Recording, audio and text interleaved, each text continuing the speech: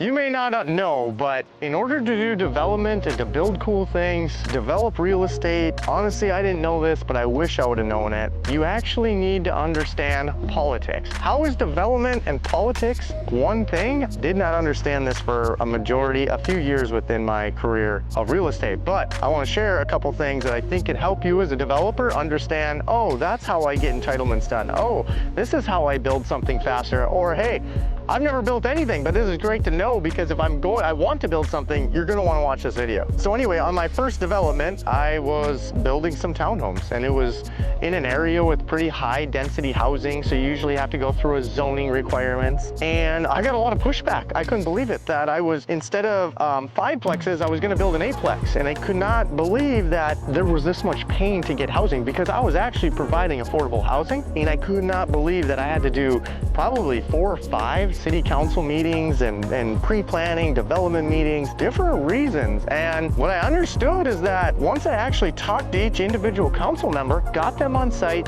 got them to understand what we were doing, they finally came to the conclusion that, hey, this guy is actually building the right thing and we can, allow him to build this and change the use of the land from R2 to R4, whatever the case was. And it wasn't even a big change, but I could not believe that you had to go to that extreme just to go get a building permit. At that point, I was purely a construction guy. I didn't know, but you definitely want to get the buy-in of the city council, the pre-planning.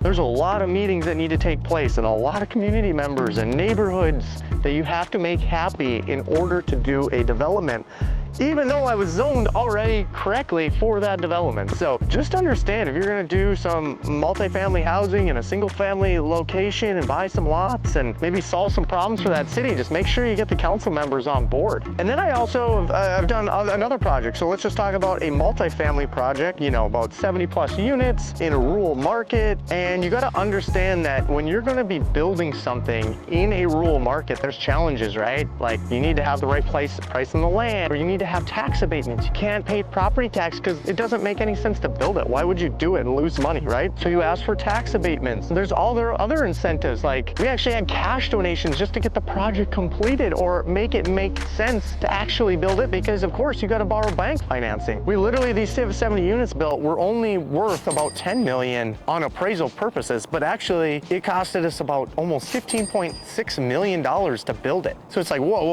Why would you build a building for $15.6 million? That's only worth 12 or 10 when it's done. Very good question. This is most of America's problem right now, is that in any rural housing, and this is not just primary, even primary markets are having the same trouble. How do you build affordable housing that people can live in? And these are just apartment buildings, right? These are nothing special. And you end up having to go through a level of subsidies. You're solving the problem for the town. So the town needs to be, or the city, wherever you're working, needs to be on your team. This is not an easy solution to complete, but this project was kind of a unicorn in its phase because not a lot of people had done this yet. And so what ended up happening is we had to get free land.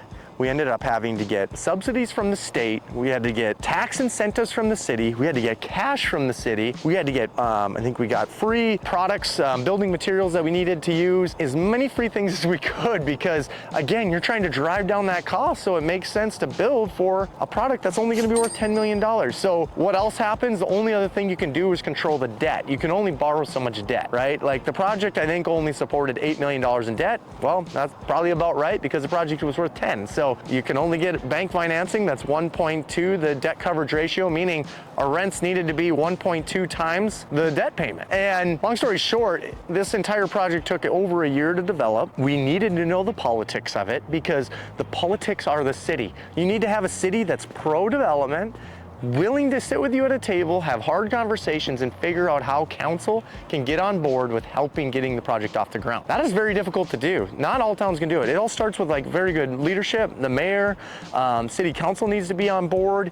Your politics, even within your state, need to be on board with a project like this because there's state incentives that need to happen to subsidize the project and make it come to fruition. But I just wanted to have a video that explained that if you're not good with politics, maybe you're not. And Most of us are not. I hate politics. I don't even like watching the news because I think it's just a bunch of negativity. There's usually nothing good on there, very little good. And I just never learn anything new. Like I could just keep living my life, never open a news, and I live a happier life. So I made that commitment a long time ago, but politics, unfortunately, are part of development. And I'm a contractor for the last 15 years. I do development projects for the last 7 to 8 years. I understand now, 3 or 4 years into my development career, that everything is politics when it comes to development. You need politicians on your team.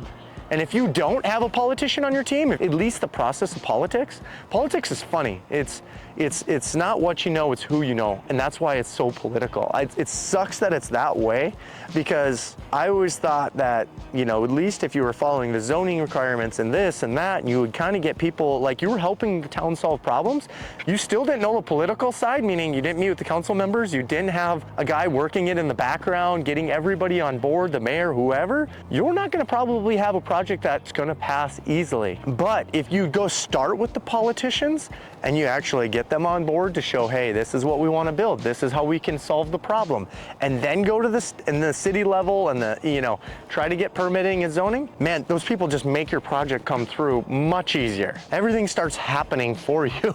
And I did not know that. That's why I wanted to make this video. There's plenty of other cases that I can see where I build these luxury storage units literally across the nation now, and you need to know how to, I understand right where we start from. We start with literally the council members, and we talk about the project, we talk about the zoning, we get the entitlements done, but we get all them politicians on our side. And we have a politician within our area, and you need to have someone that understands politics within your development group.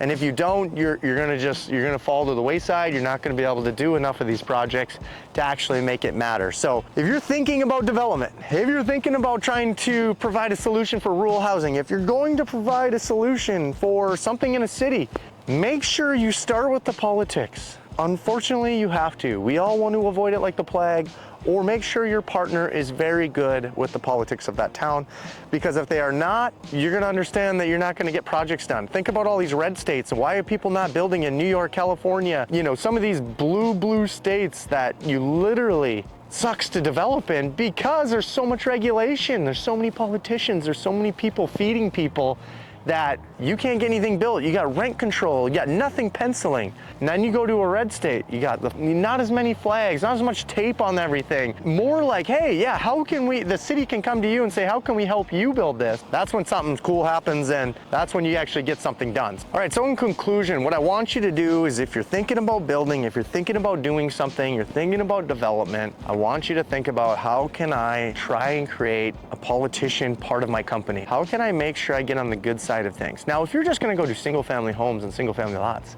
of course, you don't need to be a great politician.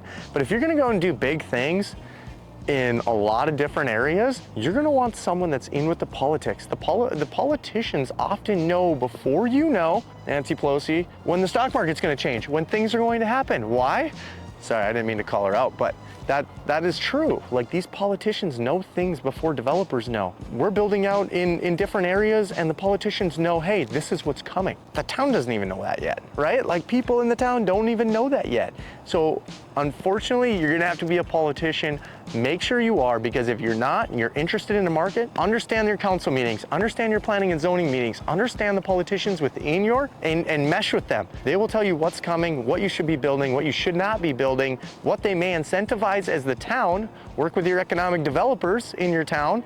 Every town has one, and they're trying to stimulate growth. Work with those people. I promise you're gonna get something to develop, and you're gonna learn something. I wish I'd have known this 10 years ago. If you guys like this kind of stuff, follow and subscribe. I'm gonna do more in development and construction. Put your questions below. I'd love to answer them.